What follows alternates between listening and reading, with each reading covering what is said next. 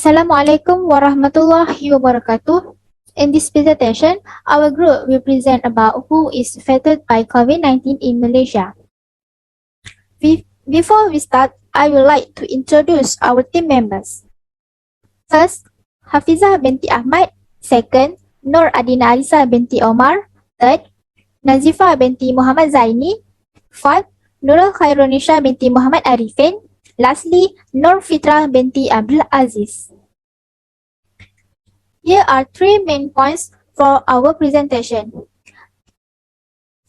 Assalamualaikum warahmatullahi wabarakatuh. My name is Addina Arisa binti Omar. My matric number 1182777. First, I will go through with an introduction for our project.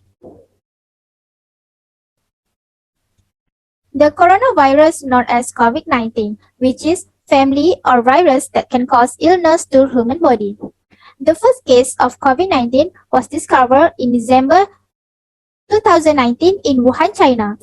The World Health Organization, which is WHO, declared the COVID-19 outbreak a worldwide pandemic on 11 March 2020. The number of positive COVID-19 cases reached up 553 on 60 March 2020. Due from that, Prime Minister of Malaysia, Tan Sri Muhyiddin Yassin, announced the first Movement Control Order, which is MCO, from 18 March to 31st March 2020. This pandemic of COVID-19 affects students, parents, workers, frontliners, and pregnant women. Assalamualaikum warahmatullahi wabarakatuh. My name is Hafizah binti Ahmad. My matric number is 1182643. Thank you to our group members. I will continue for background of information services and facilities. In this subtopic, we have information service, which is a component of an information system that provide data, knowledge, and information customers, and also collect it from contributors in order to manage and store it with the help of administrator. The information services that we find in the study is who is affected by COVID-19 in Malaysia, which will be divided into the following 5 subtitles, which is first is student, second parents, third employees, fourth frontlines workers, and the last one is pregnant women.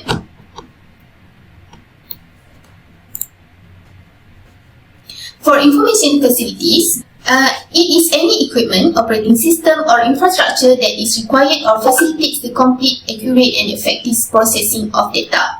In order to accomplish our study, we as a researcher consulted a variety of sources, which is articles, journals, website, and also even an online newspaper that we use as our references. Assalamualaikum warahmatullahi wabarakatuh. My name is FITRAH binti Abdul Aziz and my matric number is 1182650. Now I will continue our next slide, which is target group. Our target group for this project is for everyone who interests, especially for students, parents, workers, frontliners, pregnant women, and for Malaysian communities. Okay, now we proceed to justification. Before that, I would like to introduce myself. My name is NURUL binti Muhammad ARIFFIN, matric number 1181707. The COVID-19 pandemic has claimed many lives around the world, posing major problems to public health, the system, food, and the workplace.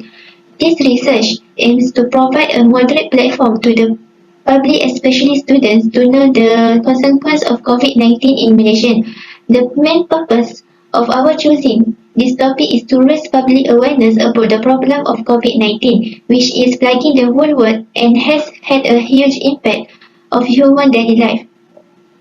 The collect of data associated with COVID-19 consequences on society. This study uses a qualitative approach or a library study.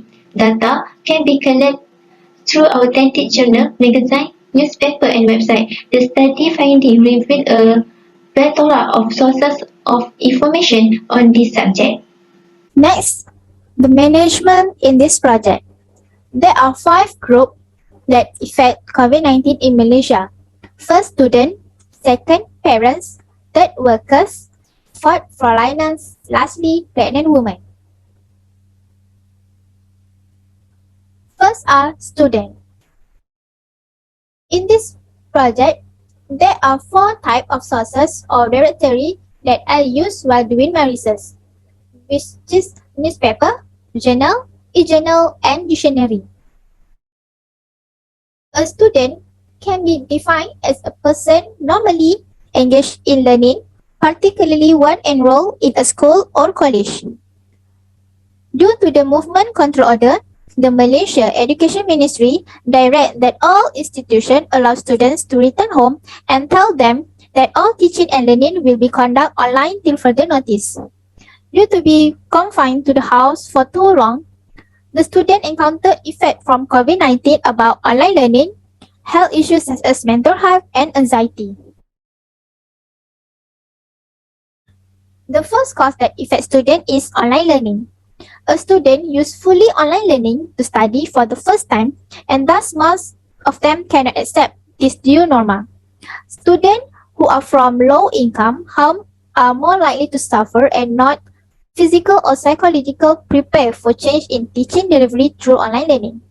Some of the major challenges for the student during online learning are internet access, first from online learning, a non-conducive learning environment, time management, and lack of technological abilities.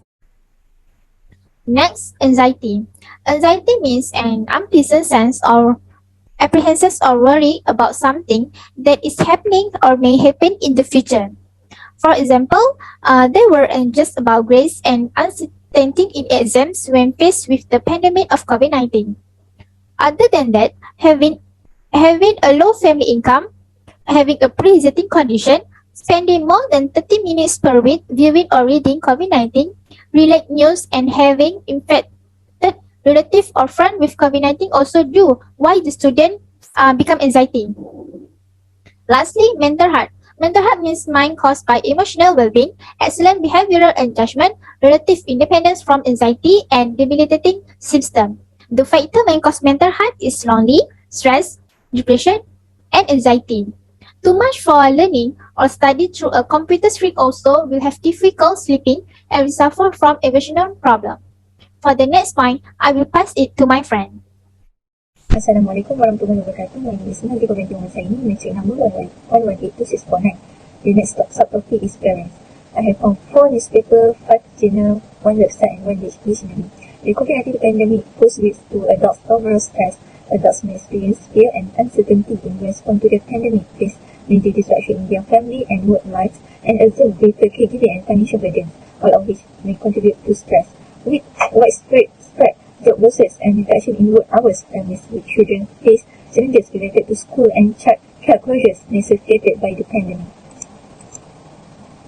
The first one is divorce. Divorce is a major life stress that may cause at least short-term mental distress. In fact, due to the emotional and financial burdens associated with divorce, may be especially high risk for stress during the pandemic due to interrelated legal, financial and co-parenting challenges.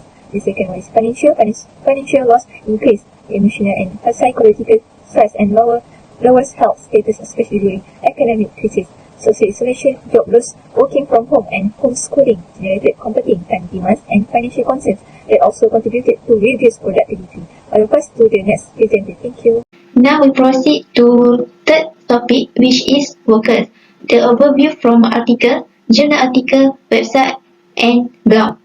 An employee was among those who were impacted by COVID-19. The increase in positive case of COVID-19 has forced the Malaysian government to implement the Movement Control Order, which shut down economic activity to curb the spread of COVID-19. First subtopic is losing job. Malaysians are more worried about losing their jobs than being affected with COVID-19 because the current economic situation has raised concern about one's jobs. One study was conducted and showed more than half of them had lost their job due to being laid off due to constraint to pay salaries. More workers have been required to take unpaid vacation for several months, get salary cuts ranging from 20% to 50%, and even risk job insecurity when companies shut down operation. Next, second subtopic is depression. Depression is a mental disease in which a person is extremely unhappy and anxious, which is worried and nervous for lengthy periods of time and is unable to lead a normal life during that time. Depression is characterized by tiredness, a loss of appetite, and sleeping difficulties. And I will continue to our fourth subtopic, which is about frontliners. In this research, for the overview, I have found 8 articles of 1 newspaper and also 1 journal. Who is frontliners? Frontliners health workers such as doctor, nurse and others are battling to stop the COVID-19 outbreak from spreading further. The front lines of our country were completely burnt out because of frontline employees in mass tiredness, and several frontline workers died in the fight against the virus. Frontlines also not died, but there are several things that happen to them, which is anxiety, fatigue and also others.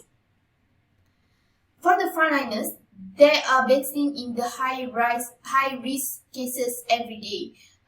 There are some articles that explain how healthcare workers are subjected to health-related anxiety during this pandemic, since they are believed to be at high risk of infection while still being a critical part of the response team. There are some frontliners that are fatigued because of this pandemic, and there are some articles that says that Tan Sri Dr. Nur Hisham Abdullah stated a lot of frontline staff display signs of acute stress or burnout, according to newspaper and several articles.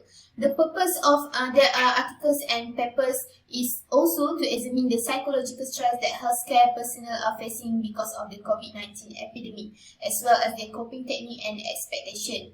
In the fight against COVID-19, healthcare providers are susceptible and may suffer major psychological and mental health implications. Next, I will continue to point number 5, which is pregnant women.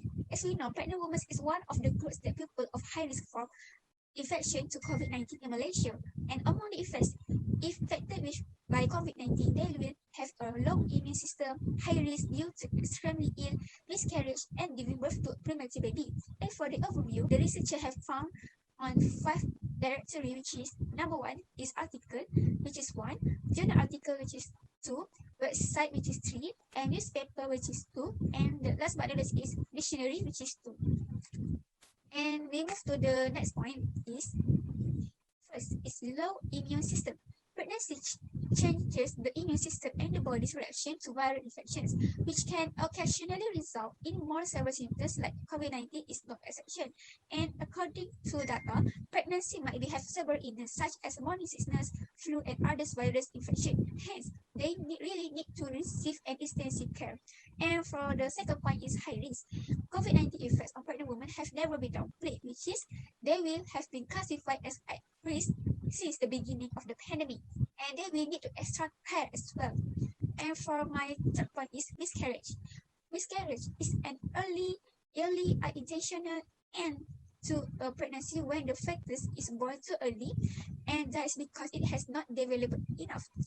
Based on data on fetal that in the womb also indicate that the risk is the same as for those who are not infected. And I will go to my last point is giving birth to premature baby. According to data, pregnant women who tested for positive COVID-19 at the time of birth were twice as likely to have a preterm birth and were twice as likely to have stillbirth, even though the number of stillbirth is still low.